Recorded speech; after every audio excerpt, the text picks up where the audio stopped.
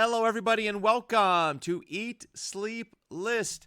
My name is Matt Johnson, your host, and for today, Fun List Friday, we're going to be talking about those little hunks of plastic that made our childhoods so sweet. That's right, we're talking about the toys that made us. Let's make a list.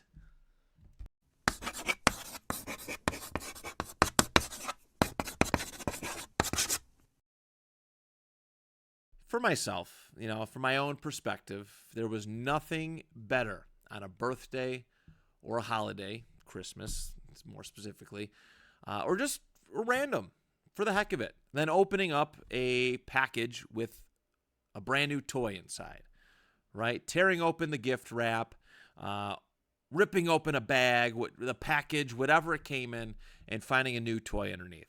It was the best gift you could receive. And I was very, very fortunate to open up many of those over my childhood. I loved it. I really did. I loved getting new toys because I had such a wild and crazy imagination back then, but I had no way to really express it other than playing with toys. I grew up in a neighborhood that really wasn't well populated with kids. In fact, there was one neighbor across the street that I knew of, and we didn't really get along until a little bit later on in life. So for me, it sounds really weird, kind of a bit, but my solitude, my peace, my free time was spent playing toys. So many different toys I've received over the years, so many different brands from different entertainment properties, and I got to have these cool adventures, which they weren't available on television. All right, I get to make up and play out stories and have these epic battles and so much more that was my creative outlet at that time. Much like podcasting is currently, or doing these YouTube videos or whatnot, playing with toys was my outlet. It stimulated my mind. It made me think and really do. And that's why I hold toys so fondly. They're so near and dear to my heart because I'm very, very proud of my relationship with toys over the years. I built so many bonds with people, which is really nice. Over the years, my dad played a big part in it, and I'll go into further detail on that throughout the rest of this video. My cousin Nico, my uncle Rich, occasionally my cousin Brandon, eventually my little brother, he would play a big part in all that. But I get, playing toys with people was cool for me, right? It was cool. And not only am I expressing my imagination, but now this individual who was taking the time to play toys with me would join in on that, which I absolutely, love and adore and appreciate. I just said I didn't have a neighborhood full of kids, so a lot of the times I was playing toys with myself, or I was very, very fortunate to have a dad who did not shy away from that sort of thing. He would come home from work.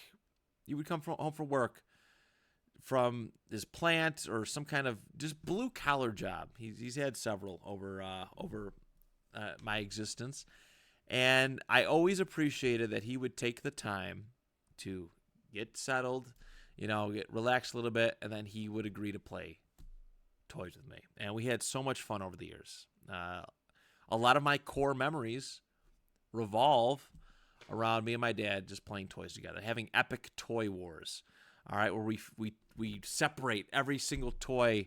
And I don't want to spoil too many, but we'd separate them by what they were, or we'd have a draft. We'd have a toy draft and separate each of them into various armies, and we'd battle that way. And it was just, it was so tremendous and cool, right? We had this big basement, growing up. It was a lot more room to do stuff and things back then. But just getting together and doing that and having these epic toy battles with literally dozens upon dozens of toys. I'm going to talk plenty about my dad and what he meant to me when it came to playing with toys back in the day. I'm saying toys a lot. I am. Maybe I'll do a little counter. But, my cousin Nico, he would come over. He was my best friend growing up. And we were very, very tight back then, where we'd go over each other's house and we'd have like this little toy exchange. Hey, if you're coming over, bring this guy and that guy and all these, and we'll do this, this, and this, and vice versa. And that's how it was a big part of our bond growing up. I did plenty of toy wars with my cousin Nico. My Uncle Rich, he would, just like my dad did for me, he would jump in and participate in that. And this is why I have such fond memories of these people growing up. Like I think the world of them because this is my childhood. Eventually, my brother came along and I got to fill that role that my dad did for me. And I got to kind of be like, hey, we're going to do this. Let's do this. Let's play a toy war and this and that. And he had a whole new wave of toys. And it was just cool. I was glad that I could have that experience with my brother and with all those people that I've mentioned, and just great bonds and memories, core memories built with people, good people in my life around toys. And I'm super proud of that. And you know what? My toy story, in a sense, does not stop in childhood. Beyond that, I've collected toys. I've, purchased all sorts of figures, Legos included. I started buying Legos at a point in life where I really shouldn't have been buying Legos from an affordability standpoint, but I did because they made me feel. They made me feel some type of way, in a good way. And there are times now where, if I see something really cool, maybe something from my childhood, I'll pick it up. But, and now I'm even more fortunate because I'm almost at that point, or at least my son is almost at that point, where I can play toys and have these awesome toy experiences with my own son. And I'm telling you, I legitimately cannot wait for the opportunity to do that with my kid. It's the same way my dad did with me and the same way I got to have with my own brother. I cannot wait to have a toy war. All right, roll up some blankets, build some caves and buildings out of boxes, and have all sorts of just cool environments, and do that with my own kid. I'm literally chomping at the bit. And while I don't want him to grow up too fast, it is something that I have to look forward to over the coming years.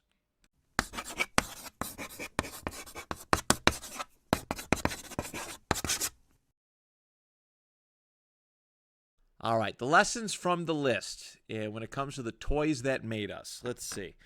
I think collecting figures is not really a big deal, like a bad deal. I really don't think it's all that bad. I think if it makes you happy, then go for it. We just did the regrettable purchase episode not too long ago, and Lord knows I spent plenty of money on action figures and stuff that are sitting in boxes or have been given away to friends and such. But sometimes it's just nice to cling back to childhood. Sometimes it's just nice to kind of find something that reminds you of a better time in our lives. My childhood, I'm always, even though I'm trying to look ahead, I'm trying to move forward in life. I yearn for the way that stuff used to make me feel. All right. I go through like stores now and I'm like, oh, they don't make toys like they used to. I'm like, I could be one of those snobs at points, but I love seeing, if I'm at a resale shop, around here we had like What's in Your Attic, Niagara Emporium, and there's plenty of others. You go to a nice yard sale, a flea market. Sometimes you find something from your childhood and it makes you feel something again. And I don't think there's anything wrong in that. There's no shame in finding stuff that made you feel a certain way and make you happy. Some people just do it generally, all right? Just doing it generally to collect, just to have stuff. I have seen many, many incredible toy collections over my many years of life, right? Funko Pop collections, Lego collections, just straight up action figure collections, specific ones, like I've seen Star Wars and Star Trek and all sorts of different figure types that have been, still maintained in boxes, sitting in boxes, collecting value, or maybe to be passed down to a generation.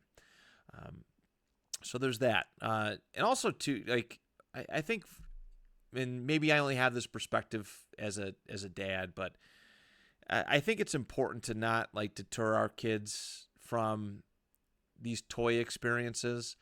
I mentioned the creativity and really expressing myself as a kid with toys. I think it should be encouraged. I do within. I mean, obviously, we're the ones spending money, so there's no doubt. That's it can get quite pricey now, but I think it's really important to let our kids do that sort of thing. I never shy away. Just a couple weeks ago, my kid, we were at Target together, and he seen this giant stuffed animal Pikachu, and it was very expensive and probably the wrong thing for me to do in purchasing this thing. But I seen the way he smiled and looked, and it made me happy. It made me remember all the times where I was out and about, and I seen something that I was like, man, I really want that. And granted, he's only like one. He's very, very young still. But the fact that like I seen how that made him feel, and I looked at it, and he reached out like he wanted to hug it, and just seeing the way he loved it made me happy inside. And although it was quite pricey, I don't regret it because I seen the way that it made him feel. So I encourage people to support their kids, their young kids, when it comes to toys, because we've all been there. We've all been there. We've all seen a toy that we really wanted and was rejected. We've had toys that were important to us and we've carried everywhere with us. And I think it's important to allow the next generation to do that. That's really what I got. I know it's kind of a reach, but some heartwarming good stuff there for lessons from the list.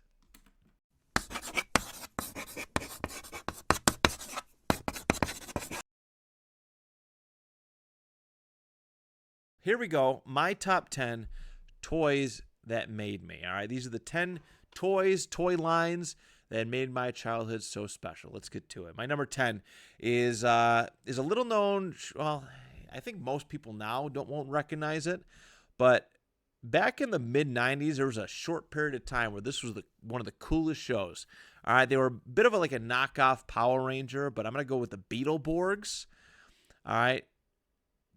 I don't remember the names of any characters. I don't remember. I know there's the guy with the kind of the like a clown, like a Joker face. He kind of looked like Jay Leno.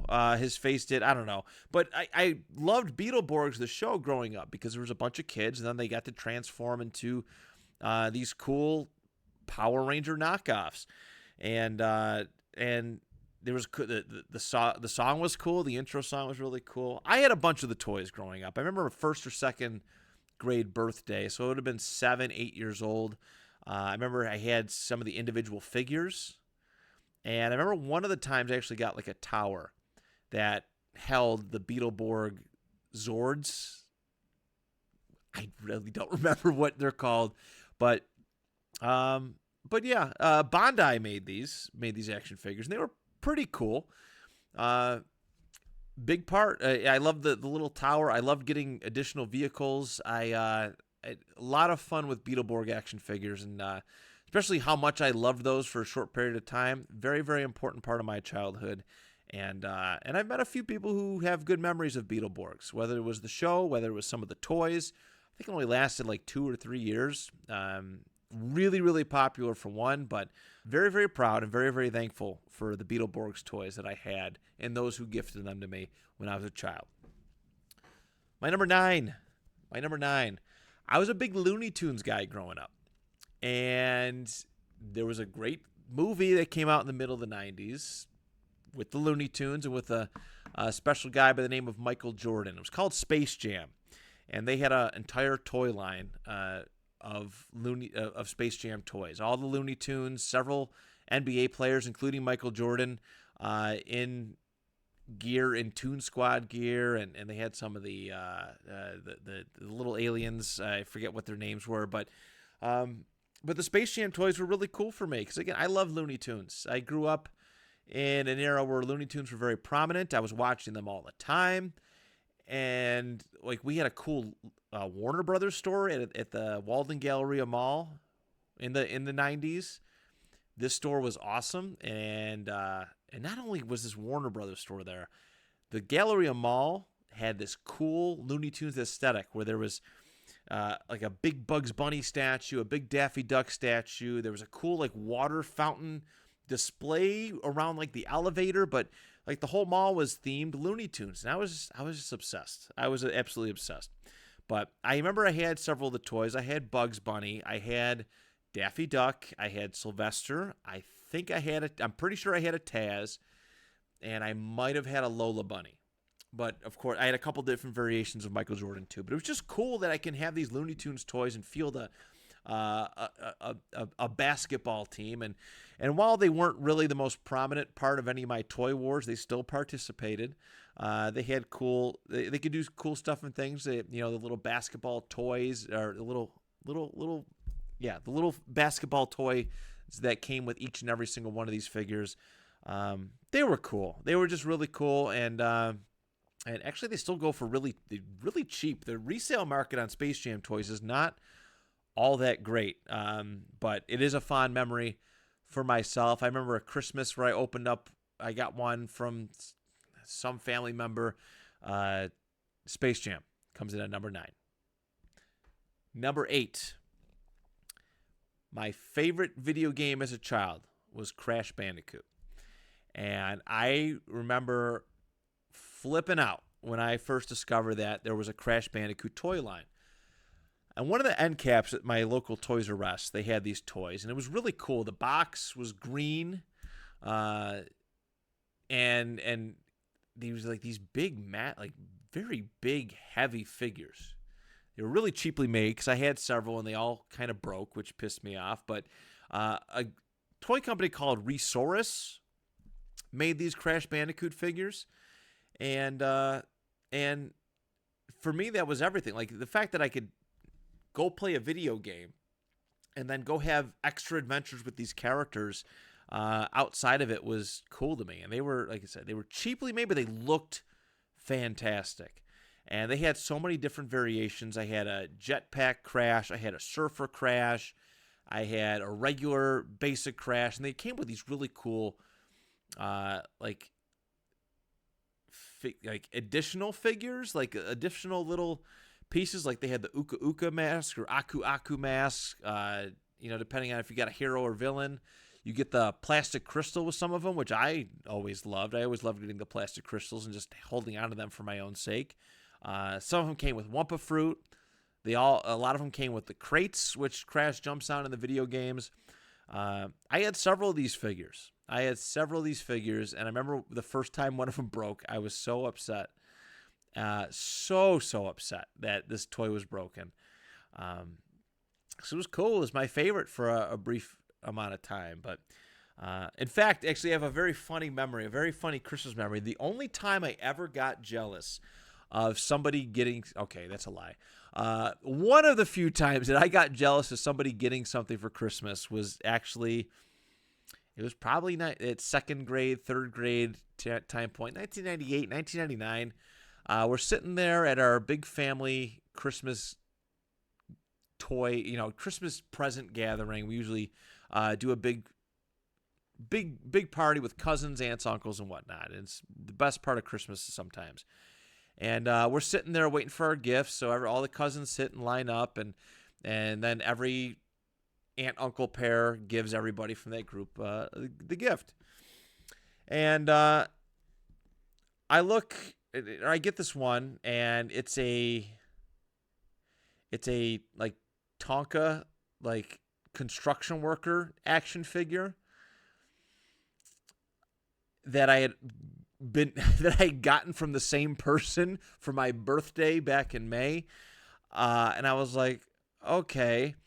And then I look next to me, and my cousin Nico, who had never played a Crash Bandicoot game in his life, opens up this big, massive Komodo Joe, who is one of the villains in the second Crash game. Opens it up. It's got these bunch of swords. I remember clearly, he doesn't even play Crash Bandicoot. I remember saying that out loud. And I was like flabbergasted, mind blown. So not only did I receive a toy that I had already received that year from the same person, I had to watch my cousin Nico open up a toy that I would have loved to have. And he was asking me questions about. And it's a fun memory for me. It's funny in hindsight, but I remember being heated about that. But Crash Bandicoot, my number 8 favorite action figure toy line. I had so many of them, including the villains. Very, very expensive on the resale market. I've seen a lot of them go for hundreds of dollars. That's how coveted these toys are nowadays. All right, let's go to my number 7. And this is a variety of different Batman action figures. Okay, there's a Batman, there's a Legends of Batman run. Really, really cool box art for the early 90s. And I remember being a lot of variants. Kenner was the one who made them. All right, Kenner's the one who produced them, which is really cool. We're going to talk a little bit more about Kenner down the road. But Kenner, great lineage of toy making. But this Batman run was so much fun. I don't even remember getting some of these toys, but I remember just having a plethora. I remember having a plethora of Batman toys with various different costumes, different gadgets. I remember I had a Halloween-themed one that was black and orange. I had one that was like green. It was like a seaweed green color. A lot of different varieties of Batmans. Like, I couldn't believe how many they were producing, but it's Batman, so they were probably making money hand over fist. But I actually have 2 very, very fond memories, and actually these are to my recollection, earliest childhood memories around Batman toys. So the first one, growing up, and I remember I grew up in a mobile home. Actually, they both stem from the mobile home, but I remember I was 3 or 4 years old, and I was sitting on the couch in our living room, and my Mima was there, and her mother, my great grandmother, I believe it would be Nani or Nana. It's been a long time, unfortunately, neither of them are with us, unfortunately. So it's been a long time since I've used the Nani or Nana term, but I remember having this Robin toy, and I loved Robin. I thought Robin was the coolest thing. I've always had a fascination for sidekicks, and Robin was really cool. And he had this cape that it was removable. I remember my Mima actually, she kept flipping it around on me. I go, no, like, what are you doing? Like, this is, not that I knew what the term was back then, but it's sacrilege. How dare you? But it was making me laugh, and it was making her laugh, and it was really just fun having them sit there and witness this. But that's one of my earliest memories. And the other one, and this is why I get so warm and fun when I talk about my dad and toys. I remember waking up one morning, again 3, 4 years old, and I still remember the whole layout of our old mobile home. Still remember it. I walk out of my room, and I start walking towards the living room, and my dad's standing in the kitchen area, which is on the other complete end of this mobile home, and he goes, "Hey, I got something for you." And I walk into the living room. I walk up to him, and the kitchen part is elevated, there's a little staircase, and he's kind of hovering over me a little bit, and he pulls out this Riddler action figure, which I'm going to put on display, right there. And I remember just being blown away, so excited that I wake up to a toy. I wake up to a brand new toy that my dad just had ready for me. I don't know why. It was probably, knowing my dad, it was a just because gift, which are sometimes the best kind of gifts, but I remember just being so excited. And from that point on, Riddler has been my favorite Batman villain because of this early childhood memory. I don't even know if my dad remembers it. It could be a complete throwaway moment in memory for him. But I remember it fondly. And it is one of my earliest memories as a kid is waking up to have that Riddler action figure. I don't know where it is. If I did ever seen this figure in public, I would buy it in a heartbeat, because that is how much it means to me in that moment, and retroactively, like just looking back, and like it means a lot. So that is my number 7. Batman, Legends of Batman run by Kenner. That's that. Number 6. My number 6 is is from one of my favorite childhood movies, another favorite childhood movie, Toy Story, and it was a Woody doll that I got. I got it in Disney World. It was 1997. I've talked about it on the vacations list, but it was 1997. We go to Disney World. I believe we're in Magic Kingdom, and very early in our day, I remember coming across this Woody doll, and my parents knew how much I loved Toy Story, and they decided to buy it for me. And we went to this restaurant for breakfast, like right after, like not too long after that. I remember I was just like, I was holding the box, like I wanted to open it so bad. It was torturous because it was the morning. We had a whole day to go ahead of us. And yeah, I remember that thing. I wanted to be Andy so bad, so bad. I wanted to walk around Magic Kingdom, walk around Disney World with this Woody doll on my back and just hanging off my bed, on my shoulders, and pal around with him because he was my favorite character in Toy Story. I have no idea where that toy went, and it legitimately breaks my heart that I don't know where it went, because I think it might have ripped or became torn at some point, like an irreplaceably torn. In fact, I was actually looking for it, looking for something. I was looking for toys for my thumbnail picture, which you already have seen at this point, and I found a Woody's hat, but it had my brother's name inside of it, and but I couldn't find the actual main doll, so I don't know what happened to it. He did receive one later down the line, but yeah, I loved this thing. I couldn't wait to come back home from vacation. I was in kindergarten at the time, spring of '97, and show everybody. Like, we used to do show and tell, I think every Fridays, and you get if you had something you wanted to show, you do it.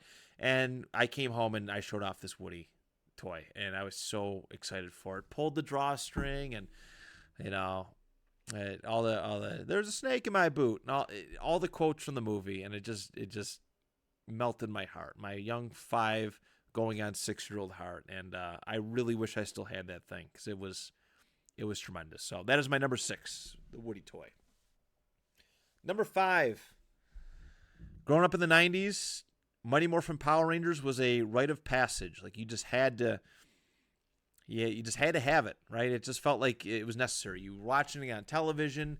There was some really cool toys, and there's actually a couple different variations of toys that we're going to be talking about. But the prominent one, the first one and the prominent one, are the head flippers. All right. The Mighty Morphin Power Rangers toy line was made by Bandai and Hasbro cooperatively.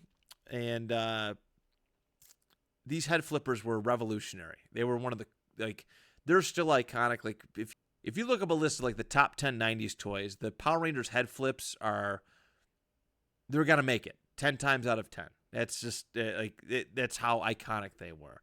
And if you've never seen it, there's plenty of videos, but what they would do is they would have their normal human face, and you'd push down on this little, on their belt, and their head would flip into their Power Ranger helmet. And just so iconic. And a lot of different toy properties tried that. I think McDonald's or one of those, they had like a Spider-Man toy that did that, where his head it was Peter Parker's face, and you hit something and it flipped into Spider-Man, like him with the Spider-Man mask on. But those Power Rangers toys were iconic. I had just about all of them. There was also some bigger ones that didn't do the head flip, but they were just a little bit taller, maybe like an 8-10 inch tall figure. There was super posable, super don't fail me now. Starts with an A. Super oh God. I do this every time. I remember the phrase until I have to talk about it, until I hit record. Like, it's just like oh God, I'm gonna remember it eventually.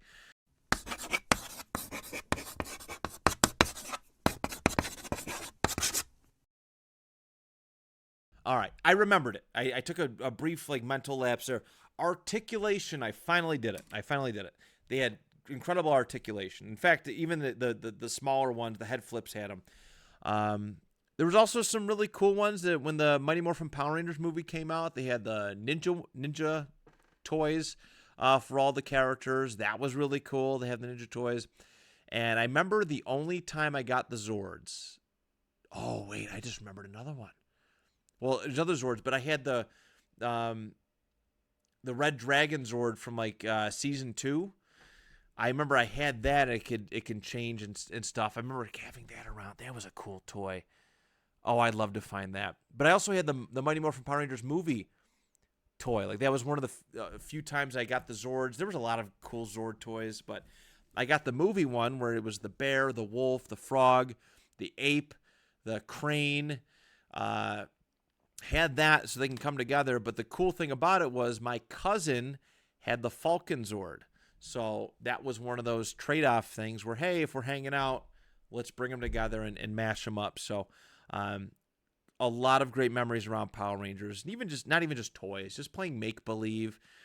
It was so cool. It's Morphin Time, all that stuff. It was so intense. It was so intense. So yeah, Mighty Morphin Power Rangers, number 5. Number 4. Oh, this one is so important to me. It's so important to me. I have another great memory with my dad about it, but let me set it up first. Wrestling toys. Wrestling toys were a huge part of my childhood. I had the WCW ones, from Toy Biz. I had WWF, the Jakks Pacific, whatever you want to call it. I had a lot of those. I loved having wrestler toys growing up because at that time I was really starting to get into wrestling. I was kind of allowed to watch it. I had several video games at that point, including around the time I really started collecting wrestling toys. It was WWF Warzone, which the playability is just horrendous, but yeah, it's a lot of great memories with it. I remember there was a huge aisle at the local Toys R Us that had it. It just there was a WWF section. Here's a WCW section, and I liked the WCW figures a lot more. I really did. There was a lot more articulation. I remembered. I almost forgot it again. There was a lot more articulation with the WCW figures. I always found. I know there was a Kevin Nash figure that was my favorite to beat up on. He didn't like doing the JOB in a wrestling ring. But actually, he wasn't too bad about it. I'm being harsh, but he was like flexible. Like the foot was flexible, the knees were flexible, the whole leg was flexible, his elbows, like all his joints, and the way he posed, you could do just about any finishing move on him, and he could actually do other ones pretty good too. I remember having a Hollywood Hogan, which I was really excited about. It was my first and to my recollection, only Hulk Hogan toy that I ever had, but I had a lot of WCW ones. I had Goldberg, but because I didn't have a Steve Austin WWF one, my Goldberg would double as Steve Austin, which I'm sure neither of them would like to hear, but always found that really cool. The WWF ones were weird. Like it was the limbs weren't super articulate. They didn't bend at the joints like knees or arm or elbows. It was just really the whole arm, but they were rubber, and then the body and head were kind of like a hard plastic. It was a weird combination, very strange. But I love them to death. But here's the story with my dad. So I can play with just about any toy anywhere. I don't necessarily need like play sets or any of that stuff, but I feel like if you have a wrestling toy or have wrestling toys, you absolutely 100% need a ring. Now, there were rings available at that time, but they were just kind of expensive and whatnot. And I say whatnot a lot, too, on this show. I have to work on that. But I could have went out and bought them, but there was no need to because my dad one day woke up and decided, hey, I'm going to build you a wrestling ring. I'm going to build it from wood. He got some wood and built a 12 by 12, it's probably maybe a foot and a half by a foot and a half wrestling ring for me out of wood, nails, and rubber bands. And again, just such fondness for what my dad did for toys with me, because that's he took effort to make that, right? He got some flat boards, got some 2x4s, and nailed the stuff in. The nails he had nails for turnbuckles, and we used rubber bands for ring ropes. And I always carried a bag of rubber bands with me everywhere I went in case one of the rubber bands broke. But I love that. I love that he took the time to make me a wrestling ring, and I adored that thing. And there was a point where like wrestling was just so bad that I couldn't watch. I wasn't allowed to watch it anymore because it was just I don't know. And I eventually lost interest in wrestling. Unfortunately, I have no idea what happened to that ring, but I wish I still had it, because it's like it's just another token of love from my dad to me, that it was literally made with love. It's like cooking food. You know what I mean? My mom would cook food made with love. And this is my dad's way of doing that. Was making a wrestling ring and other fun memories. But yeah, yeah, WWF, WCW, wrestling toys. That is my number 4. Number 3. One of the craziest pop culture trends that I have ever lived through was Star Wars. Okay, and I was there for the rebirth of Star Wars. Star Wars Episode 1, dropping in 1999. I remember going to Kmart.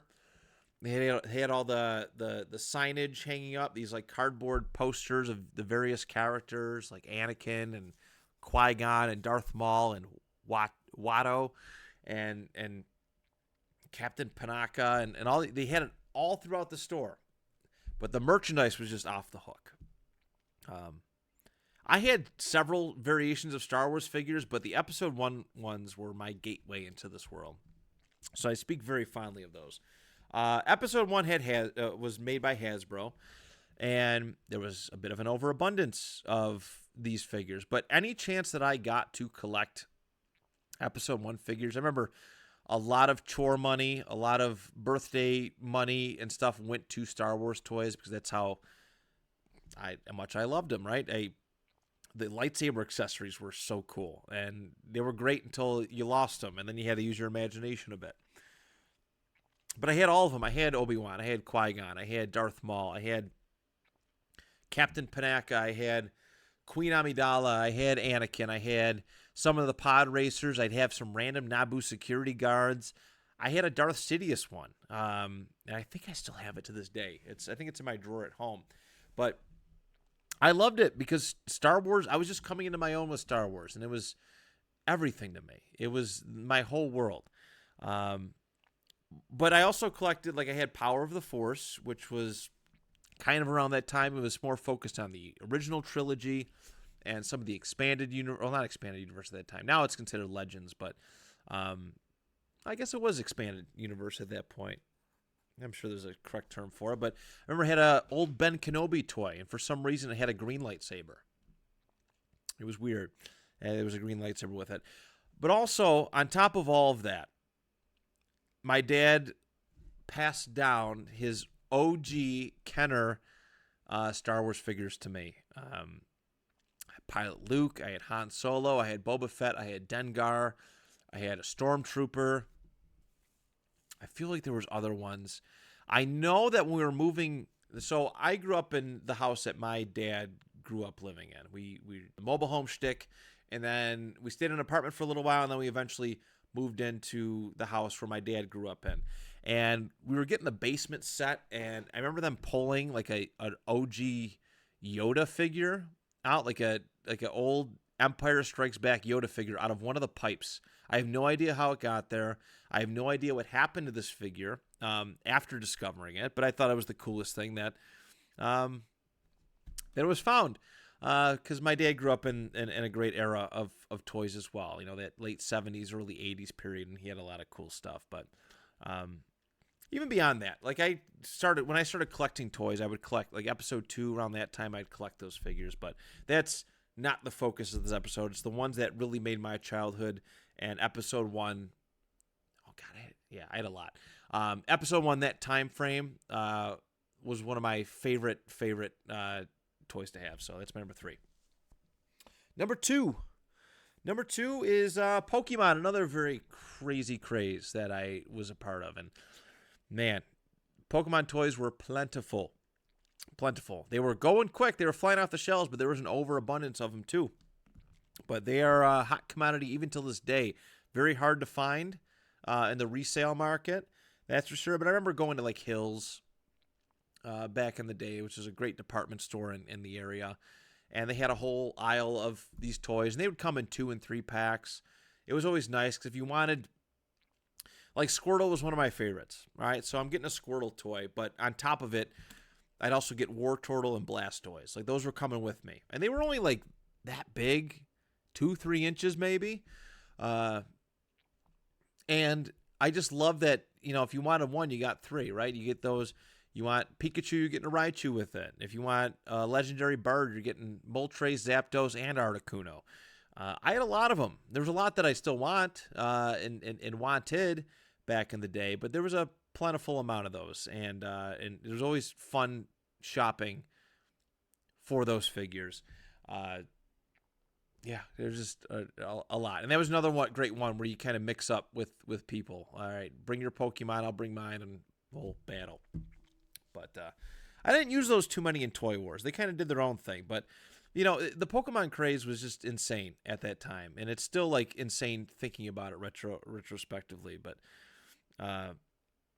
just the desire you got to catch them all. Just have those and just let your imagination run free. VHSs weren't, there wasn't a lot of Pokemon VHSs. Definitely wasn't DVD and streaming service at that time. So, you'd watch the show on WB and then go and play with the figures that you had and go off and have little spin-off adventures and whatnot.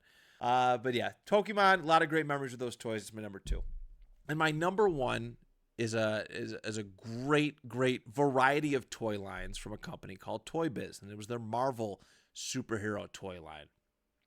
Toy Biz was incredible. Actually, I don't think have I mentioned them at all. Oh, WCW had Toy Biz, or Toy Biz had WCW, excuse me. But the Marvel stuff was top notch, god tier when it comes to having toys, producing toys.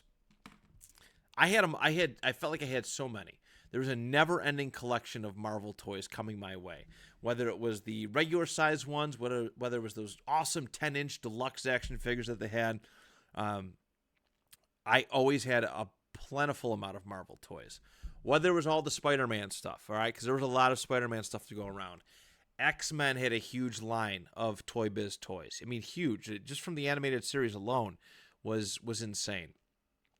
I had having Gambit and Cyclops and Wolverine and Iceman, like variations of Iceman, and a lot of the villains. I had a cool Magneto one where the helmet came off, and oh, God, I miss those toys.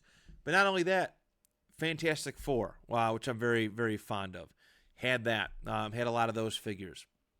I had a really cool Incredible Hulk one where the top was like super rubbery, but it was big.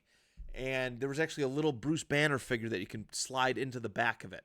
And he would fit inside your Hulk toy, which I thought was mind-blowing to me at that point in time.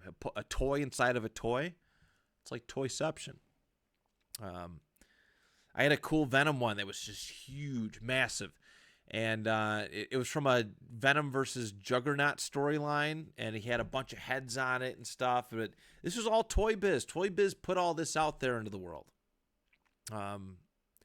And their Marvel line is top-notch. I never fail to see these toys out there in the resale market. There's some that I would definitely drop some money to get again because they was really cool. But yeah, just such a beloved fondness for Toy Biz, Marvel, and actually this whole list, which is now complete. So there it is, everybody. The top 10 toys that made me. All right. I hope that you found some joy in that.